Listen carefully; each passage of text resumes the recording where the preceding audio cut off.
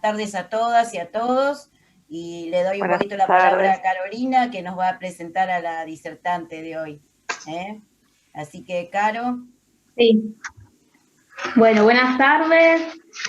Les doy entonces la bienvenida a este segundo encuentro del ciclo sobre ESI, que se denomina Conversatorio Perspectiva de Género para reflexionar y desnaturalizar prácticas estereotipadas y avanzar hacia la inclusión. Les voy a presentar entonces a quien nos acompaña hoy. Ella es Romina Ferrer, es activista, diseñadora, comunicadora, dibujante y ilustradora de la editorial Chirimbote. Realiza también charlas sobre diversos temas sobre violencia simbólica en los medios y actualmente se encuentra también desarrollando un importante trabajo en el INADI. Bueno, dicho esto, entonces le paso la palabra a Paula, que es quien va a coordinar el espacio de la entrevista.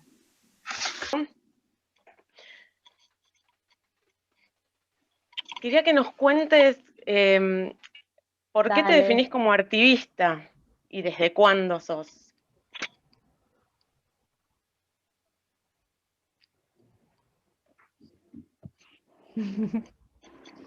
Bueno, a ver, el término activista yo se lo robé, por así decirlo, a una compañera que se llama Claudette García, que es la que conduce el grupo, o conducía el grupo ARDA, y que suele hacer trabajos que tienen que ver con lo físico, con lo emocional, desde el artivismo. El artivismo es poner el arte, cualquier rama del arte, en pos del activismo feminista en este caso, y tiene que ver con activar toda nuestra lucha de una manera constante, desde el cuerpo, poniendo la voz, con todas estas herramientas que cada persona va desarrollando a lo largo de su vida, pero sí desde esta mirada artística con un posicionamiento político, ¿no? Que no necesariamente es partidario. Arranco de vuelta, hablando del activismo.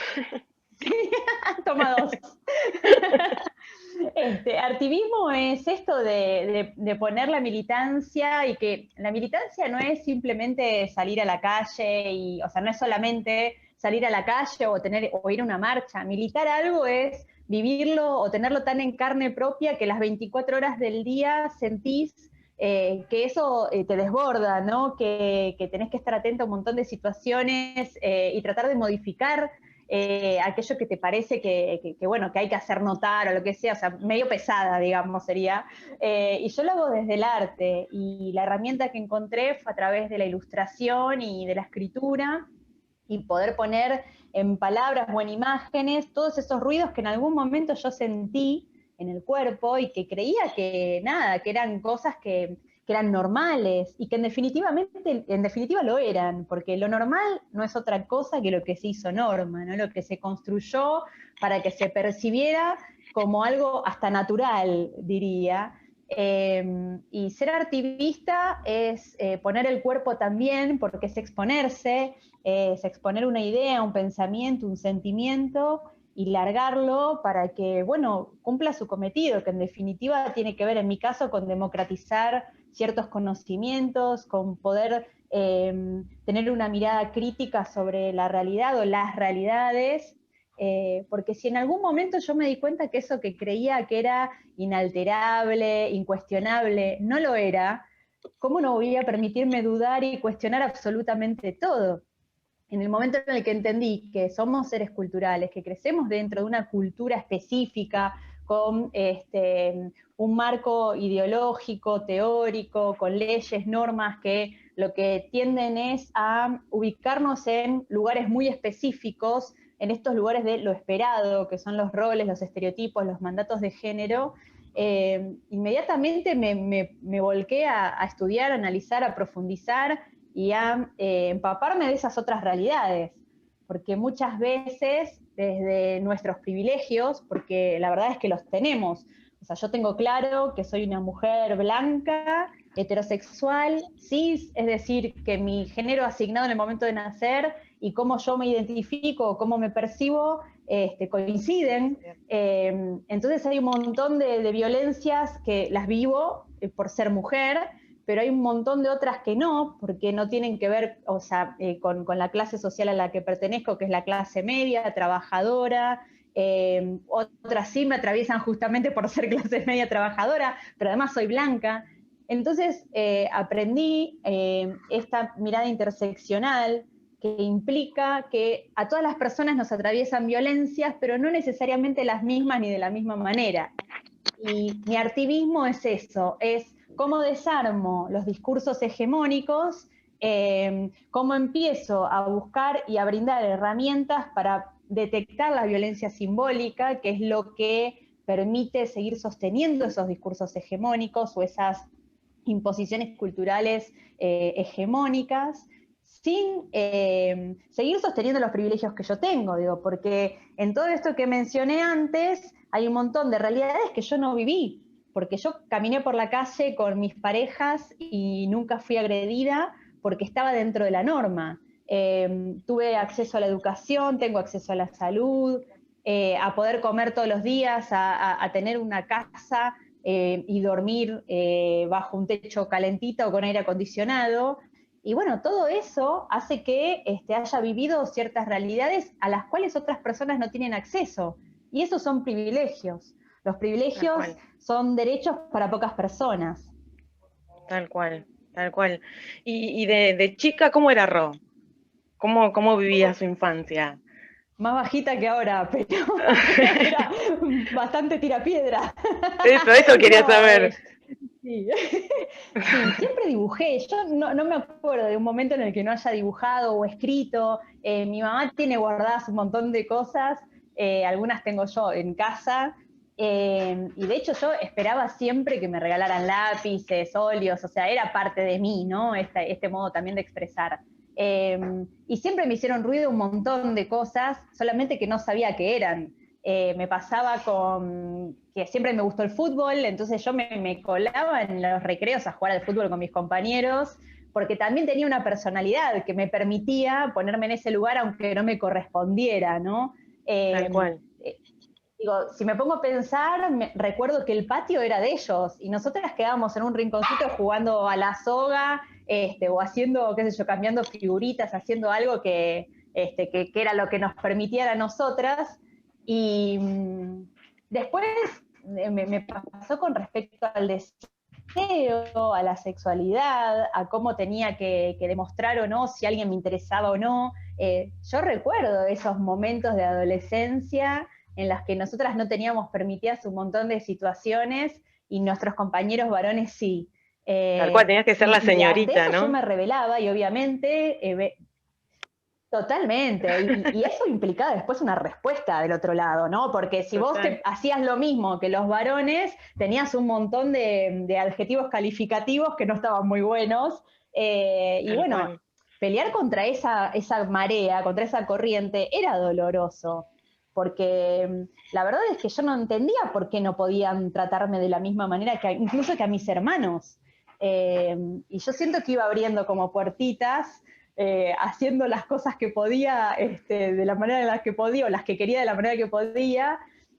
Era buena, la verdad que si le preguntabas a mi mamá y a mi papá, no fui problemática, pero sí era de enfrentar lo que veía como una injusticia. Y sí dibujaba mucho y escribía sobre eso. Yo tengo registro de esos momentos de mucha angustia, ¿no? Porque ya la adolescencia de por sí es angustiante, y si además percibís que hay cosas que a vos no te las permiten hacer, simplemente porque sos mujer, ni hablar de las identidades trans y no binarias, bueno, es doloroso. Y hacerse cargo de la vida desde esa perspectiva es doloroso también, porque mirás hacia atrás y decís todas las cosas que aguanté, las cosas que viví, no las veía de esa manera.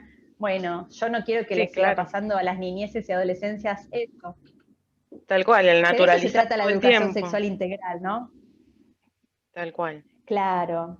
Bueno, lo que pasa es que estamos todo el tiempo bombardeades con un montón de mensajes que reproducen esta violencia simbólica. Para mí la violencia simbólica es una de las más importantes y es la más complicada porque es la base de todas las otras violencias.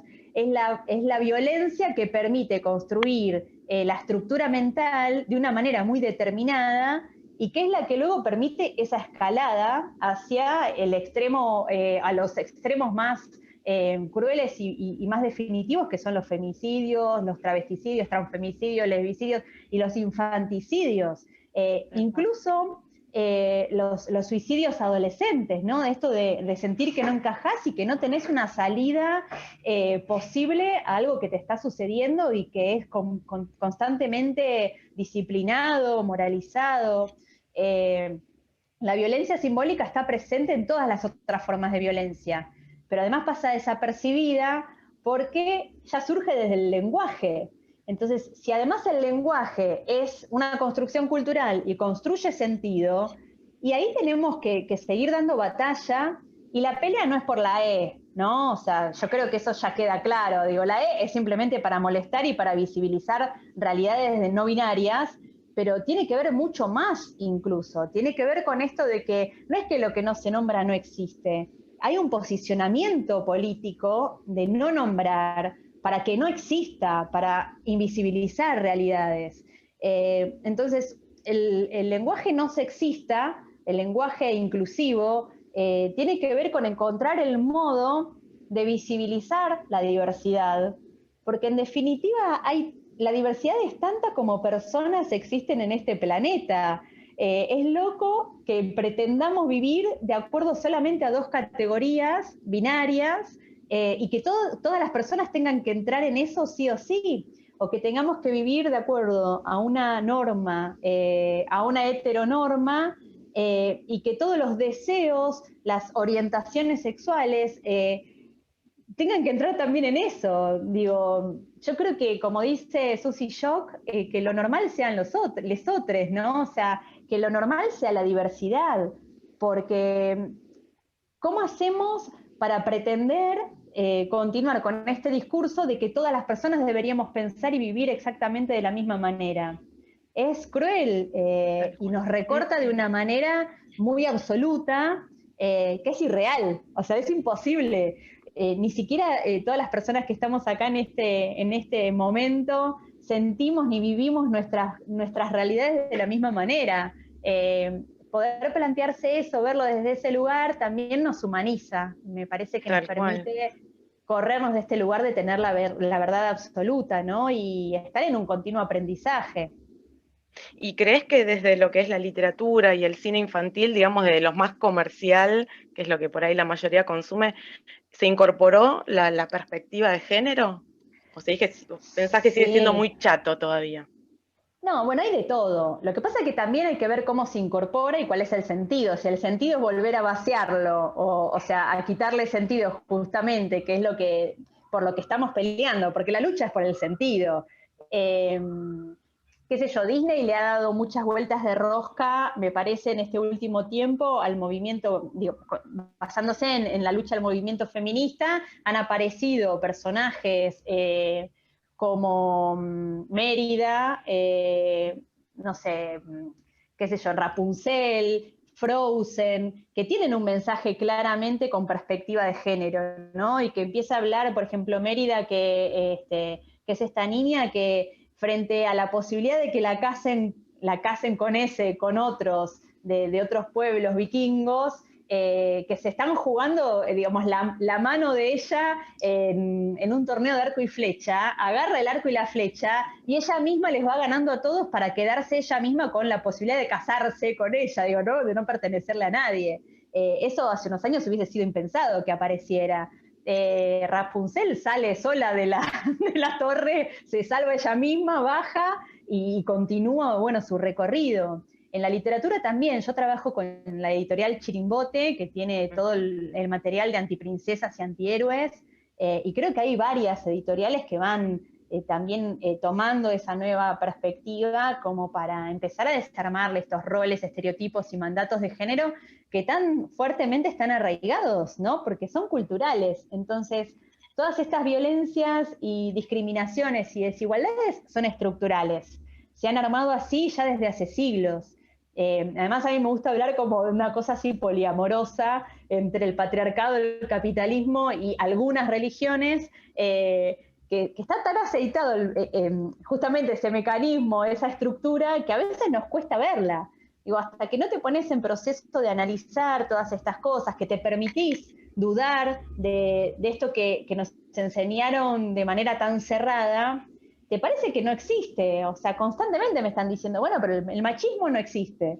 Y bueno, yo permito también, porque estuve del otro lado, entender que a veces pasa como algo imperceptible, porque se Tal cual. transforma en un guante, ¿no? Tal cual, tal cual. Y esto de lo que estabas hablando de Chirimbote, ¿no? Quería destacar esto, que en 2015, cuando largan como las 3 primeras ediciones con Frida, con Juana Zurduy, digo, mujeres donde pusieron el cuerpo para salir a cumplir sus deseos y también el de otro y el de otra, Sí, ¿no? Estaban como en sí. la lucha. Digo, Sí, en este bueno, punto.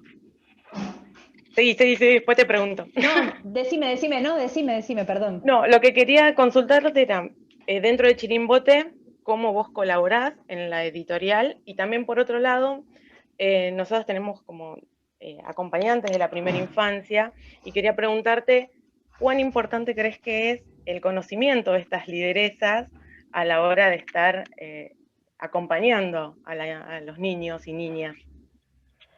Bueno, Juliana Román Lozano, que es directora técnica de fútbol femenino de Huracán, dice, no se puede ser lo que no se ve. Lo hablamos de manera simbólica, ¿no? Porque obviamente que cuando hablamos de personas ciegas, pueden ser, aunque no estén viendo físicamente. Digo, de manera simbólica, cuando vos no tenés referentes, y creo que a nuestra generación, a mi generación y a la generación anterior, nos ha sucedido, no teníamos referentes mujeres en política, en los deportes, o sea, había muy pocas, qué sé yo, mi ídola en la infancia era Gabriela Sabatini y era Nadia Comaneci, y para de contar. Después el resto de nuestros espejos eran los varones, o sea, crecimos reflejándonos en cómo teníamos que actuar de acuerdo a lo que veíamos, y lo que veíamos eran varones en todos los espacios.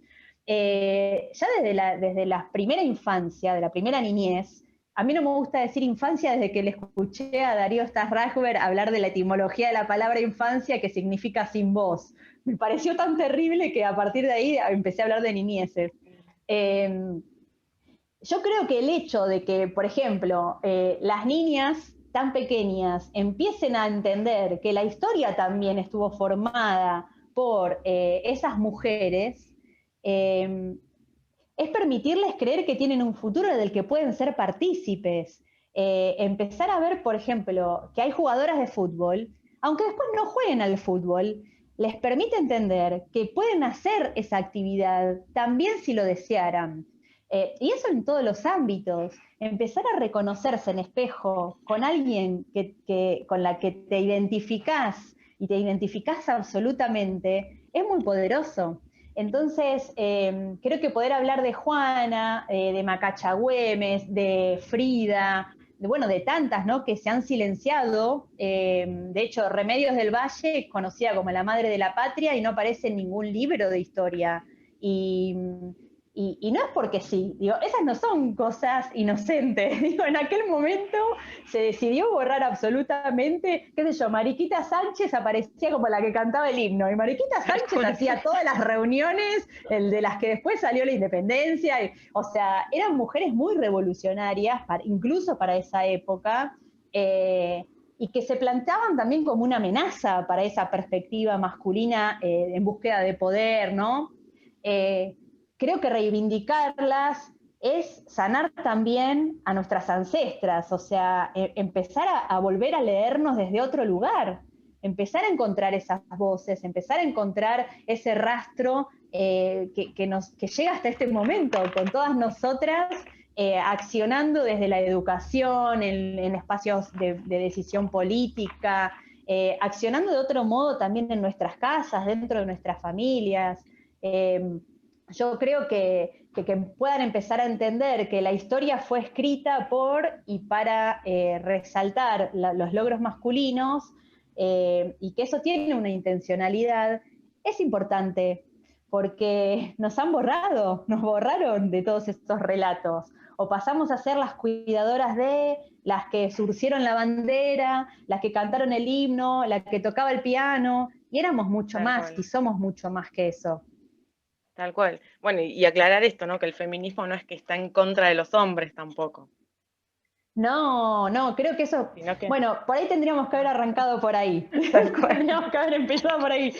Digo, feminismo de ningún modo, o sea, odia a los varones, ni han asesinado varones por ser varones, digo, no, Tal no. cual. El feminismo surge como una respuesta a la violencia machista, no es un extremo del machismo, no está haciendo lo mismo pero al revés. Digo, lo que se busca es la equidad, es compartir esos espacios, todos los espacios de poder, y tener acceso a todos los derechos, porque si no siguen siendo privilegios. Digo, el feminismo fue lo que nos trajo hasta acá y nos permite ahora estar votando, estar hablando, tener acceso a la educación, a una vivienda a nuestro nombre, digo, a tener el cuidado de las niñas en el caso de una separación. Y hay cosas que las fuimos naturalizando como si hubieran estado siempre ahí. Y la verdad es que no. O sea, son derechos que se fueron adquiriendo gracias a que otras pusieron el cuerpo y dejaron sus vidas, sus ganas, la fuerza en esto, en ir logrando, ¿no?, esos espacios. El feminismo para mí es una filosofía de vida que tiene que ver con la equidad, ni más ni menos que eso, o sea, y con percibirnos nosotras como personas. Hay una definición que me parece muy acertada, que es la de Norita Cortiñas, que ella decía que cuando se hizo feminista entendió que además de responsabilidades tenía derechos. Y me pareció tan fuerte, porque una persona que ha estado siempre, o sea, desde que le pasó lo que le pasó, como a tantas otras madres y abuelas de la época de la dictadura, que ha estado siempre en pos de los derechos humanos, darse cuenta en un momento definitivo de su vida que ella también tenía derechos, es muy poderoso. Yo no sé si lo llegamos a medir, ¿no? Yo, por ejemplo, lo veo mucho con mi vieja. Mi mamá se empezó a dar cuenta de muchas cosas, escuchándome hablar y viéndome salir a la calle, y hemos tenido charlas muy profundas y hemos conversado mucho sobre todos estos matrimonios que duran muchísimo tiempo y que muchas veces duran mucho tiempo porque es la mujer la que soporta un montón de situaciones porque cree que las tiene que soportar, porque nos enseñaron eso. Digo, sí, la que aguanta, ¿no? La que se calla. Claro, claro. Y con todo el dolor que eso implica. Desde chicas, yo pienso siempre esto, apenas nacemos, cuando nos asignan nuestro género, automáticamente nos empiezan a llenar de juguetes, de colores, de cuentos, y nos separan, ¿no? Porque al varón le explican las cosas de una manera y a las mujeres nos explican de otra, hablando desde este lugar binario. Entonces a nosotras automáticamente nos empiezan a contar que ser madre es lo más maravilloso que te va a pasar y que en ese momento te vas a sentir completa y feliz, y nos llenan de bebotes, de cocinitas, bueno, ahora además de los disfraces de princesa y de taquitos, pero siempre de maquillajes, y son todas instancias preparativas para lo que va a venir después. Y a los varones los recortan en sus emociones, porque desde el primer momento les dicen no llores, pareces una nena, o no llores, maricón. Entonces ahí ya aprenden tres cosas. Primero, que no pueden llorar, o sea, que todo lo que tenga que ver con la vulnerabilidad, con los sentimientos, es un signo de debilidad. Y atado a esa oración está, pareces una nena o maricón. Entonces ya entienden que el ser nena o el ser gay es algo que está mal. Está mal, entonces, tal cual. ¿Cómo van a crecer respetando a las mujeres, a las identidades disidentes, a los varones gays, si ya aprendieron eso desde chicos? También les enseñan que todos los espacios públicos les pertenecen. Y ahí retomo esto del patio del recreo, ¿no? De cómo se expanden sus cuerpos. Si pensamos en los juegos, en los disfraces que a ellos les tocan, tienen una libertad de expandir su cuerpo automáticamente que a nosotras no nos permitían.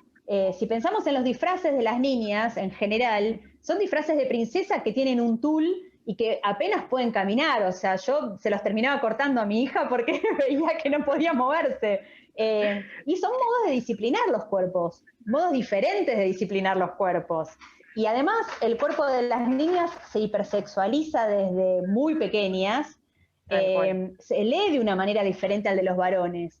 Entonces todo eso ya va construyendo sentido y nos va preparando para empezar a aguantar un montón de situaciones, porque rápidamente entendemos que tenemos que aprender a adaptarnos para no recibir violencias. En un Tal momento cual. nos reconectamos con la misma invitación. Sí, Listo, ahí lo está, digo por las dudas. en un minuto. Sí, sí, ahí En lo un vi, ahí minuto lo vi. estamos volviendo. Eso, no quería interrumpirte, pero te iba a pedir eso. Ahora, si se corta, nos No, reconectamos. sí. Bueno, sigamos entonces. Lo que te quería preguntar, ¿por qué crees que con esto de la perspectiva de género y educar con la ESI, ¿no? ¿Por qué hay muchos que se oponen a esto? Digo, si es tan importante que desde que somos chiquitos nos pueden explicar un montón de otras cosas, ¿no? Y no quedar Bueno, en esto. yo creo que quienes se oponen en realidad muchas veces lo hacen desde el miedo de no entender de qué se trata. O sea, por ahí se oponen y ni siquiera investigaron qué significa educación sexual integral.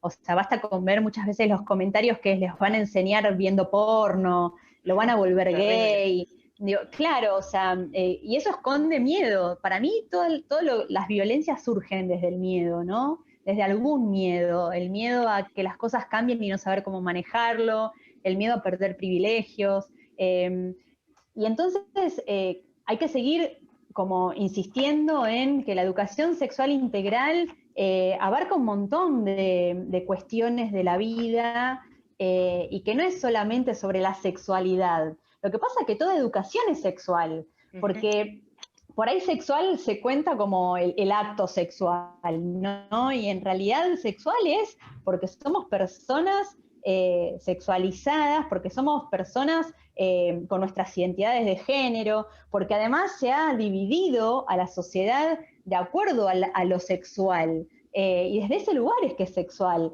Pero además se trata de una educación integral porque abarca todas las materias, porque tiene que ver con la perspectiva de género en cuanto a perspectiva de derechos humanos, de un desarmado de desigualdades estructurales, de violencias estructurales, de discriminaciones estructurales. Es decir, que no son porque sí, ya vienen insertas en la estructura cultural. Porque se arma, como hablaba antes, desde los roles, los estereotipos, los mandatos de género, de esto que es lo esperado para la sociedad y que tiene como finalidad sostener un sistema productivo, sostener un sistema de escalones de poder, asegurarse de que la humanidad siga existiendo, digamos, ¿no? A través de la procreación. Y la educación sexual integral es también hablar del autocuidado, hablar del respeto hacia el propio cuerpo, hacia la propia humanidad y hacia la de las demás personas. Tiene que ver con poder detectar los abusos sexuales en la infancia, y creo que eso también da mucho miedo, porque si tenemos en cuenta que la mayoría de los abusos sexuales en la infancia son intrafamiliares, que el 87% se dan de personas conocidas y el 90, y creo que no sé si el 95 o 96% son varones, obviamente que se está en contra de eso, porque quien está ejerciendo esa situación de abuso no va a querer que alguien se entere, entonces les da terror que eso quede evidenciado en la escuela. Ahora en pandemia, obviamente, es que esos casos han aumentado exponencialmente, o sea, es terrible, sí, nos vamos enterando todos los días de casos de violencia de género, porque para mí el abuso sexual en la infancia es un tipo de violencia de género, porque hay un disciplinamiento, una moralización y una apropiación de los cuerpos y que tiene que ver con una cuestión de género. La educación sexual integral tiende también a esto, porque está en todas las materias, porque desde geografía, desde historia, desde educación física, o sea, para mí una de las principales materias que dar educación sexual integral tendría que ser educación física, porque el disciplinamiento de los cuerpos es muy fuerte, la diferenciación de las posibilidades físicas que se generan desde la educación física es enorme, la construcción de las masculinidades hegemónicas en la educación física es terrible, o sea, esto de tener que estar demostrando constantemente la virilidad masculina, cómo se comportan o cómo se tratan entre los varones, o sea, el no poder desarmar esto de no conectarse con la vulnerabilidad como hablaba antes. incluso la mirada capacitista. ¿Por qué no se habla de discapacidad, ¿no? En las escuelas y no se habla desde una situación de normalización de eso? O sea, se pone como si fuese algo negativo y se habla incluso de personas discapacitadas en lugar de personas con discapacidad. Y ya desde ese lenguaje, como decía antes, se construye el sentido, porque la persona es persona, que además tiene una discapacidad, pero es persona. Entonces, si no se ve de esa manera, ya hay un nivel de discriminación estructural que habilita a que no tenga acceso a un montón de las posibilidades, libertades y derechos que sí tienen las personas que no tienen una discapacidad. Al entenderla como una integralidad y entender qué es la construcción de la identidad, pero que, digo, no es que alguien se va no te podés volver gay o lesbiana. Digo, porque además, digo, si nos ponemos a pensar que las personas LGBTIQ+, nacen y se han criado, las de nuestra generación y las anteriores, en familias que son binarias y heteronormadas, ¿cuál es la excusa entonces? O sea, porque ¿de dónde lo copiaron? ¿De dónde lo sacaron? O sea, ¿no? El miedo que hay a que la educación sexual integral realice esta situación específica de me los va a volver gay, tiene que ver con el terror a no darse cuenta que estamos hablando de vidas y de realidades, de personas que existen y que son de esa manera.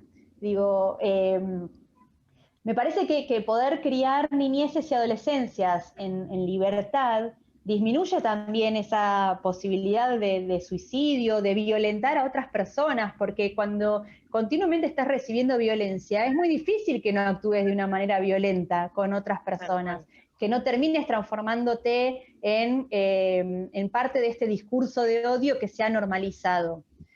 Y ahí me parece que está bueno hablar de qué es discurso de odio, porque el discurso de odio no es una opinión.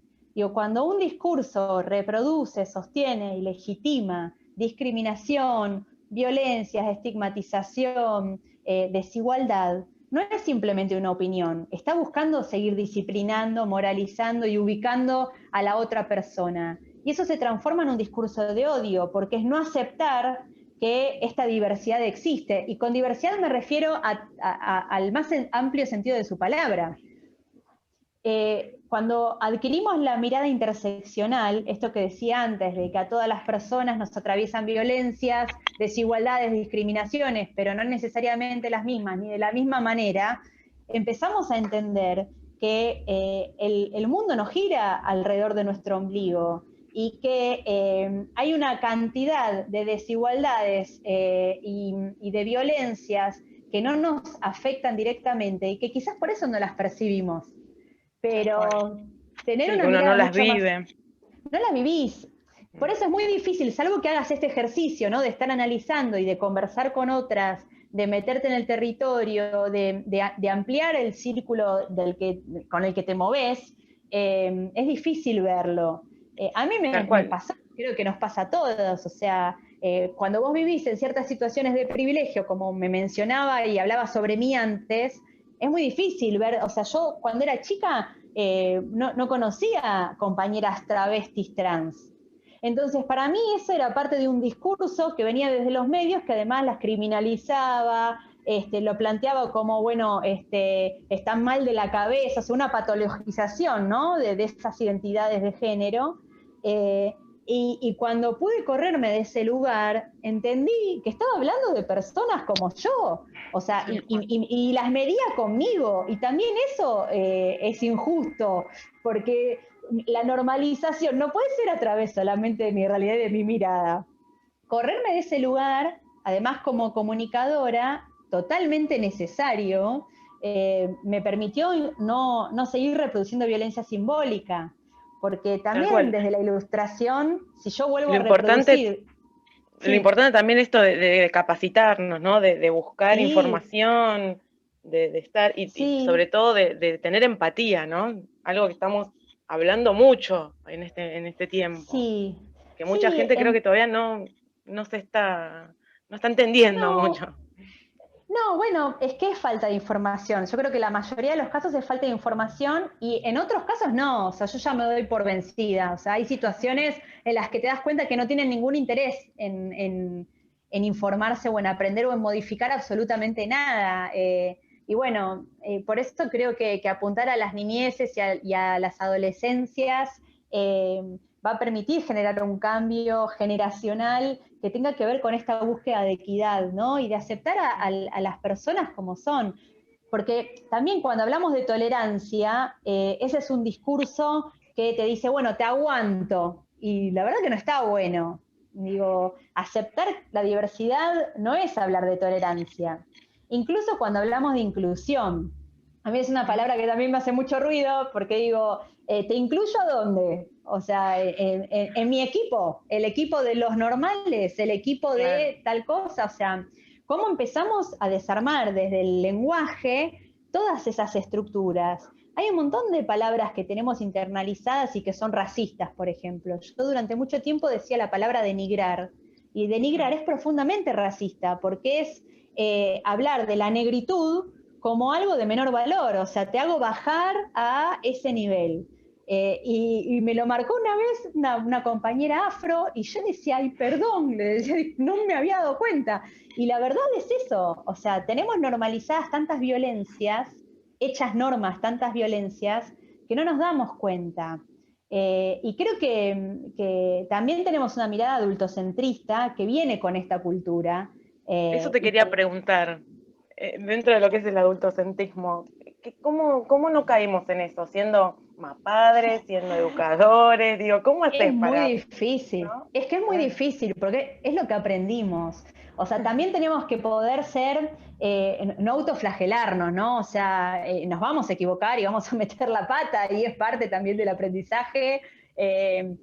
Hay cosas que se vuelven a colar, digo, a mí por lo menos me pasa, que hay veces que estoy diciendo cosas y digo, ¿cómo puedo estar diciendo esto a esta altura? Y sí, ¿por qué no? Si crecimos dentro de esta cultura. El adultocentrismo es esta idea de que las personas adultas tenemos la verdad absoluta, digo, entender que somos guías, ¿no? De las chiques, que acompañamos, que no nos pertenecen, que no podemos pretender que vengan a cumplir con nuestras expectativas, con nuestros deseos, con lo que nosotras no pudimos vivir en su momento. Digo, entender que son personas que tienen derechos, son sujetos de derecho y que es nuestra responsabilidad, ya sea como mapadres o como docentes, que esos derechos se cumplan desde distintos espacios, porque no es lo mismo ser mapadre que ser docente, digo, ¿no? O sea, no podemos tampoco juntar esas dos situaciones porque las responsabilidades son diferentes, pero sí creo que desde esos lugares podemos desarmar el adultocentrismo y entender que la mirada que tienen es tan válida como la nuestra, que sí, obviamente tiene que haber límites y claramente hay una situación asimétrica que tiene que ver con que somos quienes vamos a guiar en ese crecimiento a esas personas, desde el lugar que sea, desde mapadres y docentes. Esa asimetría está. Ahora, una cosa es la asimetría de transformarnos en estos guías, en estos formadores, y otra cosa es la asimetría de no respetarlos como personas sentipensantes, como sujetos de derecho, y volver a silenciarlos o invisibilizar sus realidades.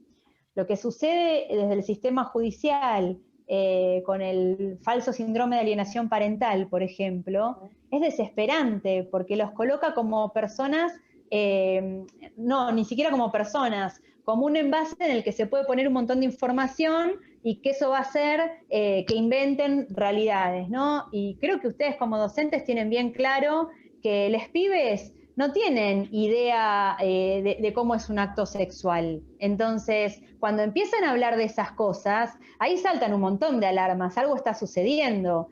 Salvo que hayan entrado a mirar pornografía con el celular, no hay modo de que puedan detectar o que puedan poner en imagen o en voz un abuso, ¿sí? O inventar un abuso. Y además cuando los pones frente a una persona que está formada para poder detectar estas situaciones, si fuese un discurso falso, se cae enseguida, digo, Entonces, empezar a creer en los pibes, en las cosas que dicen y que además, digo, si a una persona adulta nos cuesta muchísimo denunciar una situación de violencia vivida, en esos momentos, muchísimo más. Si tenemos en cuenta que 1 de cada 5 mujeres y 1 de cada 13 varones, y no hablamos solamente de niñas, ¿no? Hablamos en nuestras vidas, han sido víctimas de abuso sexual en la infancia, queda clarísimo que es una normalización de ese acto. Y bueno, la educación sexual integral creo que también viene a romper con esa mirada adultocentrista y con esos discursos que tienden a colocarnos como sujetos pasivos en la educación, como receptores, y a darles un papel mucho más activo. La verdad es que cuando tienen argumentos y cuando se les explica, ¿qué les voy a explicar a ustedes que son docentes? Cuando se les explica directamente, es maravilloso el ida y vuelta que se genera. Y creo que el laburo docente que están haciendo en pandemia, se los agradezco infinitamente, es terrible también, ¿no? Digo, no sé cómo lo manejan ustedes en el nivel inicial, o si tienen llegada en las casas y respuesta del otro lado, pero la verdad es que se valora un montón. Yo por lo menos entiendo lo que implica la docencia y además estar criando y sosteniendo una casa con esta locura de no tener horarios y de que te escriban y te manden las tareas en cualquier momento. En cualquier horario, sí, claro. Sí, es una autoexplotación infinita. Y nosotros acá en el programa somos mayoría de mujeres. Entonces, seleccioné como tres cosas para que nos cuentes un poco más respecto a lo que son estereotipos femeninos, sí. Respecto a lo que somos, qué es ser sujetas de derecho y la sororidad. Bueno, estereotipos femeninos, o sea, ya el hecho de ser femenino es un estereotipo, porque ¿qué es lo femenino? Se supone que lo femenino es todo eso que nos hace actuar de manera suave, no levantando la voz, siempre estando a disposición del resto. O sea, lo femenino es lo que se transforma en algo deseable, en algo, a ver, para mí es un corset, ¿no? O sea, porque cuando no sos femenina, que te transformás en varonera, tirapiedras y todas esas cosas, significa que un poquito te corriste de ese lugar. Lo femenino es estar acotada a estos roles, estereotipos y mandatos de género femenino que tienen que ver directamente con las tareas de cuidado, de crianza y de limpieza, que es para lo que nos preparan de chicas con todos esos juegos, juguetes y colores. Si nos ponemos a pensar que cuando una mujer tiene carácter, automáticamente se transforma en histérica, en loca, y todo el mundo se empieza como a correr, ¿no? Y estás en esos días como si... Es típica esa frase. Claro, somos el increíble Hulk. Digo, y fíjate que eso ya es un modo de disciplinarnos, porque cuando el varón tiene carácter, levanta la voz, tiene don de mando, seguramente va a ser presidente, qué poderoso que es, o sea, ya el discurso nos separa, ¿no? En el momento en el que nos empiezan a dar escobitas y cosas de cocina y cosas para limpiar, ya estamos en el horno, digo, porque crecemos pensando que eso es parte de lo que va a ser nuestro futuro. Digo, hay una romantización de ciertas violencias y desigualdades que no nos permite percibirlo, digo, porque cuando vos no lo querés hacer, estas tareas de cuidado, crianza y limpieza, que son por amor, cuando no las querés hacer, porque la verdad, ¿quién quiere limpiar el inodoro? Digo, yo por amor no te limpio el inodoro ni mamada, o sea, lo hago porque no me queda otra. Digo, si no las haces, te transformás en una desamorada, en una mala madre, en una mala hija, en una mala... O sea, constantemente aparece esa palabra para nosotras, ¿no? Bueno, no levantes la voz, no es modo de hablar, te vas a ensuciar, cuidado con la ropa, no te despeines, sonriente sos más bonita, calladita sos más bonita. Todas esas frases que nos empiezan a sonar, si se ponen a investigar los refranes, son terribles. O sea, a ver, porque te quiero te aporreo. ¿Cuántas veces les dijeron que el nenito Eso gustaba es terrible. de vos? Eso es terrible y la siguen repitiendo. le pegaba. Claro. Sí, Entonces vos fíjate claro. cómo normalizás la violencia física, porque, ay, me quiere, me tiró del pelo, me quiere. Bueno, y eso lo aprendés de niña. Esos son estereotipos, ¿no? Mañana sale, yo hice un libro con Chirimbote que se llama Mala Madre, y que justamente tiene que ver con la desesperación que te agarra por momentos en este rol, que es el rol como único, ineludible que tenemos, que es la maternidad, que nos... digo, cuando te dicen la maternidad será deseada o no, no será, que eso es un eslogan, una frase que también escuchamos mucho ahora, Sí. para mí tiene como un doble filo, porque claramente la maternidad tendría que ser algo que podemos elegir, vivirla o no vivirla y de qué manera, pero no todas tenemos esa posibilidad. Incluso las elecciones y los deseos, yo digo, si no estuviéramos inmersos en esta cultura, ¿seguirían siendo los mismos? ¿O estamos tan seteados desde las niñeces para vivir o pensando que la felicidad es de una manera tan específica, en las propagandas de cerveza, en las que te muestran, no sé, una mina con un lomazo terrible y que entonces esa va a ser la felicidad? Si vos tenés esa cintura, la vas a pasar bomba. Ese es un estereotipo. El cuerpo hegemónico de las mujeres, o sea, lo que se espera de nuestros cuerpos, es irreal, porque tenemos arrugas, tenemos estrías, tenemos celulitis. El cuerpo es el cuerpo que tenemos, no hay cuerpos equivocados, no hay cuerpos que estén mal. Nos hacen creer eso. Y vivimos constantemente pensando que nos falta algo. Vivimos constantemente insatisfechas porque las arrugas, porque el kilo, porque el flotador, porque... Y la mirada que tenemos hacia nosotras es muy cruel. Somos nuestras peores juezas, ¿no? Y hay un estereotipo que para mí es el más peligroso de todos y que tiene que ver con la hipersexualización del cuerpo de las niñas, que es un cuerpo que además se reproduce en la vida adulta, porque esto de que se nos exija no tener pelos, no tener arrugas, no tener marcas, no tener cicatrices, es seguir sosteniendo el cuerpo de una niña, porque una mujer adulta no puede no tener todas esas cosas. Porque nuestras arrugas son el sinónimo, el símbolo, la demostración de que vivimos un montón de cosas.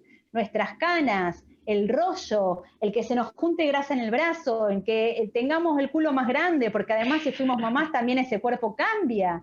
Entonces nos exigen que seamos de una manera en la que ya no podemos ser. Es una pelea que tenemos perdida porque el tiempo pasa no nos enseñaron a querernos. El estereotipo femenino de la maternidad, el estereotipo femenino de esta mujer que tiene que ser deseable toda la vida y que para ser deseable tiene que ser flaca y joven, es cruel, porque no podemos contra eso. Y que no es algo que es esperado de la misma manera para los varones. Aunque se cuiden, aunque tengan una vida sana, la panza del varón está aceptada, la pelada del varón está aceptada, las canas del varón está aceptada. Te dicen, el varón es como el vino, cuando más viejo mejor se pone. Y vos decís, pero no, pará, o sea, ¿por qué? Porque tienen aceptado envejecer, porque además el envejecimiento en un varón es sinónimo de sabiduría, y en nosotras no, porque nunca nos enseñaron a vernos de esa manera. La mirada que tenemos sobre nosotras mismas la aprendemos desde muy niñas. Si a vos te dan una Barbie para jugar todo el tiempo, un cuerpo tan irreal como ese, ¿cómo vas a crecer pensando que ese no es el cuerpo al que tenés que aspirar? Entonces, realmente los estereotipos femeninos son muy crueles y se sostienen durante toda la vida con esa crueldad y nos hace sentir, digo, si todas estuviéramos satisfechas con quienes somos, haríamos que todas las marcas de belleza, todos esos productos que son antiarruga, no sé qué cosa, de placenta de no sé qué cosa, de tortuga, de caracol,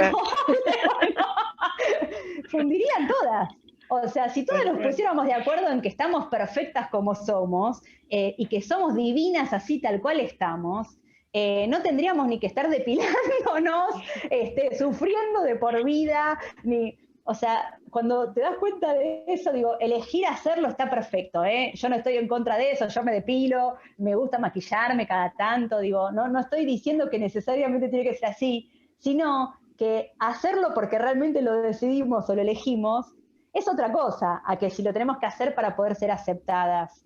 Y de vuelta, nuestras elecciones y nuestros deseos, si no estuviéramos con todos estos mensajes constantes desde la publicidad, los medios de comunicación, los cuentos, las películas, los refranes, los chistes, y podemos hablar de qué significa un chiste y qué no, ¿seríamos las mismas? ¿Nos miraríamos al espejo con tanto desprecio?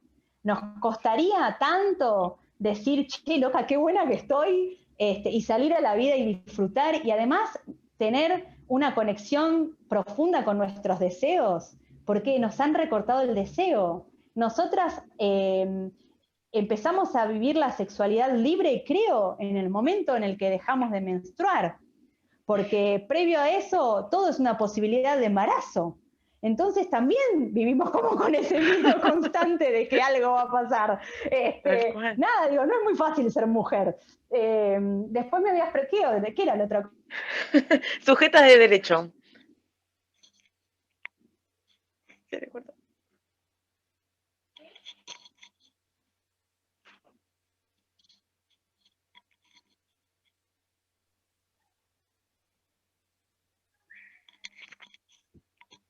¿Alguien se acuerda cuáles eran las otras preguntas? Porque yo ya me olvidé. Ahí está, ¿me escuchás ahora, Ron? Sí. Sí, ahora sí, ahora sí. Se me había cortado a mí ahora. Sujetas de derecho y sororidad. Sujetas de derecho. Bueno, sujetas de derecho es lo que somos. Lo que pasa es que nos han hecho sentir que no. Digo, ¿tenemos acceso absolutamente a todos los derechos? Y si nos ponemos a pensar, la verdad que no, porque no podemos hablar solamente de nosotras. Tenemos que pensar en lo colectivo. Todas las mujeres y las identidades disidentes tienen acceso absolutamente a todos los derechos, a la salud, a la educación, a comer todos los días, pero nosotras como mujeres tenemos acceso absoluto a los lugares de poder, a la toma de decisión. Somos sujetas de derecho cuando nos damos cuenta que estas tareas de crianza, de cuidado y de limpieza, nos las han adjudicado como si viniéramos con el chip, ¿no? Como si fuese algo natural, biológico, con lo que nacemos. O sea, tenemos la capacidad de limpiar. ¿Por qué? Porque nacimos mujeres. Bueno, darnos cuenta que en realidad llevamos 3 horas más por día de actividades no pagas, que son estas, que los varones, tiene que ver con empezar a darnos cuenta que somos sujetas de derecho, que tenemos derecho al goce, que tenemos derecho al ocio, que tenemos derecho a que se nos vea de igual a igual, y que todas estas tareas también son responsabilidad de la otra parte, ¿sí? Nos quedan 12 minutos, perfecto. 12 minutos. Ay, vamos rápido. Listo. En cuanto a sororidad, vamos rápido. Vamos ahí, vamos. Sororidad es un término que surge a través de Marcela Lagarde, que es una antropóloga, y ella plantea este nuevo modo de vincularnos desde esta perspectiva de género y feminista que tiene que ver con el si avanza una, avanzamos todas, contamos con el resto, se escuchan voces. Sí, hay un... Perdón. Sí, hay un eco. Sororidad, según Marcela Lagarde, tiene que ver con esto, ¿no? Con romper con esa estructura que nos coloca como competencia, esto de la madrastra y las hermanastras de Cenicienta, por ejemplo, ¿no? De la otra me viene a sacar el marido, el lugar, el trabajo, y después te empiezas a dar cuenta que no, que además mientras estamos separadas somos más fáciles de controlar. Cuando nos empezamos a juntar empieza el lío. Y para mí la palabra sororidad tiene una parte un poco negativa, porque creo que se ha empezado a utilizar también como un modo de controlarnos dentro del movimiento de mujeres, ¿no? Del movimiento feminista, con esto de si no estás de acuerdo con algo, qué poco sorora que sos, ¿no? Si no hiciste algo con lo que la otra estaba esperando que vos hicieras, qué poco sorora que sos. Y la verdad que la sororidad para mí tiene que ver con respetar los procesos de las otras personas, el tiempo en el que están, el momento en el que se encuentran, las herramientas con las que cuentan, esperar a que dé sus pasos como los tiene que dar. Porque la verdad es que cuando te das cuenta que no sabemos nada y que seguimos aprendiendo constantemente, que vamos descubriendo un montón de cosas porque este aprendizaje es dinámico, ¿cómo no vas a percibir la sororidad como esto? De darte cuenta que no estamos de la misma manera todo el tiempo y que no tienen por qué saber lo que vos por ahí ya entendiste, y que por ahí a vos se te están escapando un montón de cosas, y que hay otra que sí lo está viendo y que también te está abrazando en ese aprendizaje. Para mí la sororidad, yo no sé si vieron el dibujo, hay un dibujo muy puntual que yo hice sobre ese tema, y que son dos chicas que están acostadas en el piso. Una está como en posición fetal llorando y la otra le está acariciando el pelo y le dice, cuando estés lista nos levantamos juntas. Y para mí la sororidad es eso. Cuando vos estés lista nos levantamos. No te vas a levantar cuando yo quiero y de la manera que yo quiero. Lo bueno La esto sororidad, de acompañar sin juzgar, sí, ¿no?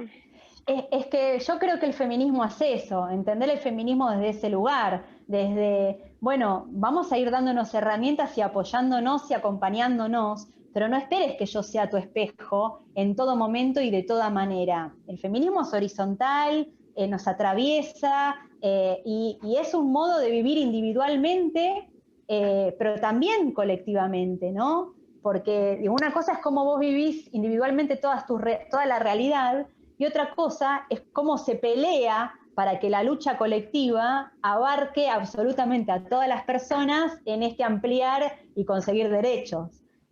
Para mí sororidad es eso, es la amorosidad, la ternura, la comprensión y el poder esperar.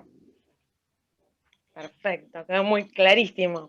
Y ahora hablamos también de mala madre. Nombraste a mala Sí. madre a quienes no pasaron por tu Instagram, es @roferrerilustradora.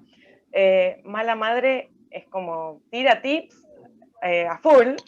Sí, para es desde el que... humor, es desde el humor Sí, además, porque lo que plantea Mala Madre es que, ¿quién es Mala Madre? O sea, la verdad que por un momento de nuestra vida no nos podemos juzgar como malas madres, ¿no? Qué sé yo, Mala Madre, que soy yo, es la que se esconde a comerse el último chocolate que queda porque tiene ganas de comer chocolate y a los pibes les da una fruta y les dice que les está cuidando los dientes, ¿no? Es sin la que culpa. claro, cuando llegan con la bolsita del cumpleaños, pispea a ver qué hay y le deja el turroncito y se lleva el chocolatín. Digo, mala madre es la que se encierra a llorar en el baño porque no da más, porque el mamá, mamá, mamá, mamá constante llega un momento que te satura y necesitas ese espacio de decir, bueno, basta, ya está, cállense un poquito. Y también se permite disfrutar. Mala madre es la que cuando les pibes, en mi caso, se va con su papá, se sirve una copa de vino y se come un plato de fideos y lo disfruta y se vuelve a conectar con ella. Mala madre es la que empieza a desarmar esa culpa aprendida cuando se compra una crema para la cara y el angelito que le está diciendo, che, a los pibes les falta un par de zapatillas, dice, no, pará, esta vez es para mí, porque también merezco poder disfrutar de la vida y hacer cosas que a mí me gustan. Mala madre Tan es la que difícil, se... ¿no? Tan Sí, difícil para una hacer eso. es que sí, lo que nos cuesta es no ponernos en el último lugar. Digo, mala madre es la que empieza a entender que para poder cuidar sanamente tiene que poder cuidarse sanamente y poder estar entera y también aceptar esos momentos de debilidad, la falta de paciencia, el decir, bueno, esto no lo sé, no sé, hablemos, pensemos juntos cuál es la solución, negociemos, empecemos a hablar, bueno, qué sé yo, hace poco mi hijo más grande que cumple 13 estaba jugando con la Play y yo le dije, bueno, basta, aflojá con la Play porque tenía su horario y me dice, mamá, es un derecho de la niñez jugar. Y yo decía, ay Dios, bueno, y ahora cómo seguimos, bueno, andá y agarró una pelota. Nada, eso, ¿no? Permitirnos reírnos de nosotras, exorcizar esto que nos enseñaron y querernos profundamente. Y no sentir que tenemos que ser perfectas ni cumplir con la mirada ajena constantemente. Confiar en quienes somos. Perfecto. Y para ir cerrando, porque acá ya nos dicen que queda 5 minutos, un deseo, algo que quieras decirles para los niños, las niñas y las niñas, ¿qué nos puedes dejar? Así, Que sean un libres, deseo. que sean libres, que sean felices, que puedan ser todo lo que quieran ser y que cuenten con un abrazo amoroso cuando tengan que tomar decisiones, cuando no sepan cómo reaccionar, que en ese momento encontremos también la herramienta para poder acompañar sin juzgar, ¿no? Y aprender en conjunto y abrir caminos y darles una sociedad menos violenta, menos desigual, menos discriminadora. Eso, criarlos con amor y dejar que puedan decidir y confiar en las herramientas que les damos. Bueno, muchas gracias, Ro. Y No, le voy a a pasar ustedes. la palabra a Sandra Grossi, que es nuestra coordinadora. ¿Estás por ahí, Sandra? Sí, aquí estoy. Ya. Bueno, la Hola, verdad Sandra. que te quiero agradecer en el nombre de todo el programa. La verdad que fuiste absolutamente clara. Y bueno, nos invitas a seguir reflexionando sobre todas estas desconstrucciones que tenemos que hacer y cómo trabajarlas después con los niños, ¿no? Yo siempre digo, yo hace 30 años que trabajo con niños. Cuando empecé a trabajar, yo hacía el rincón de la peluquería y peinaba a las nenas con las pinturas. Ahora no se me ocurriría hacerlo. Claro. Y en el momento que lo hacía era legítimo, digamos, pero ahora no se me ocurriría hacerlo. Y digo, bueno, poder repensar todas estas cosas y decir, bueno, vamos todos al patio a jugar con una pelota, vamos a correr todos juntos, o que cada uno elija lo que quiera hacer, pero no marcarlo nosotros y poder elegir, sí, una literatura más acorde a lo que son los niños y las niñas, poder pensarlo desde de salir de este lugar de las princesas, ¿no? Que la verdad que nos dejan un lugar bastante estereotipado y bastante feo. Así que, bueno, nos dio para mucho tu charla y Bueno, me alegro. te queremos agradecer un montón. Muchos me piden el Instagram, así que Pau, vos después se los pasás por mail a los que están inscriptos en la charla, porque Sí, quieren pasamos todo. verla de esa manera. Bueno, Sí, así la siguen a Ro. Gracias, muchas gracias por el espacio, encantadísima y bueno, estoy a disposición las veces que quieran. Bueno, te agradecemos mucho y también la ilustración que hiciste para que podamos hacer la invitación, y a Carolina y a Paula que propiciaron este conversatorio y este encuentro. Así que de mi parte, muchas gracias y ya nos volveremos a encontrar en otra charla. Un Muchas abrazo gracias. grande.